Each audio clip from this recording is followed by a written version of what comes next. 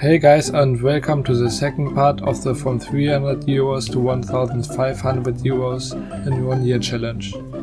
Last month I was able to make a profit of around 40 euros, so what about this month? Let's start with the first strategy I used. Flipping from the really popular Chinese site Buff163 to Steam. Basically I try to find items on Buff that are either underpriced there or overpriced on the Steam market with the genius website Price Empire.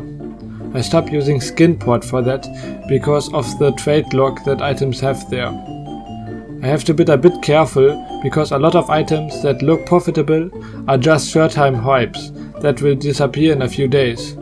Also, I'm avoiding items with a really low liquidity because it's really risky if there's only one profitable buy order there, because it could be the case that the person who set the buy order doesn't have Steam balance left and the buy order simply disappears then. The problem is that items like this then take like a month or so to sell. After that I will either sell it directly with buy orders or list them for a price that is a bit higher that I can make more profit. So now I have the problem that I have to transfer Steam balance back to real money or Buff balance without losing much money. So how can I do this the most efficiently? By placing buy orders on Rust items or Dota 2 items. So with that trick I can transfer Steam balance to real money or Buff balance with a loss of only 20% or less. After I bought them, I used two different strategies to sell the Rust skins or Dota 2 skins. My first strategy was to sell them on Skinport, where the money gets deposited on my bank account, and then to buy TF2 keys on CS.deals and then transfer them to Buff. This was a bit time consuming and I also lost a bit of money buying on CS.deals because of depositing fees, so I started to simply sell the Rust skins on Buff. So now, let's come to the results.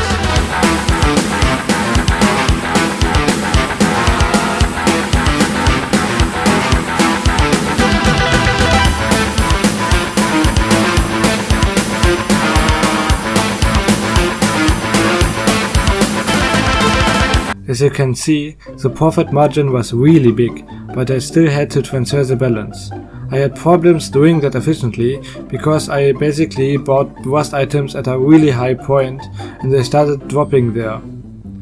This is why I will use Dota 2 skins from now on, because they aren't that volatile. Furthermore, I tried to flip Gamma Doppler skins from Steam to Skinport, but the strategy didn't really work. However, it still was a profitable strategy. It doesn't work anymore though, because the Steam market seemed to stop overpricing items. The next flipping strategy I use is from Skinport to Buff, which isn't really complex. Just find good deals with Price Empire that aren't crazily volatile. After that I buy TF2 keys and sell them on Skinport. This is a strat that still works well today, and as you can see here, the profit can be really solid. Almost at the end of the second part, I started buying skins on Bitskins and Skin Wallet. Some skins were really cheap there. It will be very interesting if they will perform better than Skinport. I will try my Steam selling strat again with these platforms. Also, I tried to implement buying Gamma Doppler emeralds on Buff and reselling them on Skinport, but they didn't really sell for a week. What the fuck, it just sold on Skinport? I guess not every strat I try works. So what was the total profit I made? I calculated the Buff value of every items I have and added all the balances I had on all platforms, and the flipping inventory value is now at 436 euros. Almost 100 euro more than last month. Keep in mind though that these prices aren't always really correct. For example, I bought a lot of Dreams and Nightmare skins that are selling on a lot of different prices on Buff now, and that these items still have to lay in my inventory for like a week that I can sell them.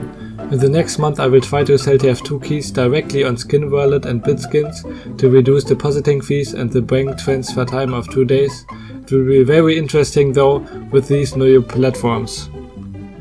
Thanks for watching this video. If you liked it, please actually like this video. And if you have any forms of criticism, please write that in the comments, because I'm not always aware of every point that I can improve in. Also, you can join my Discord server in the video description.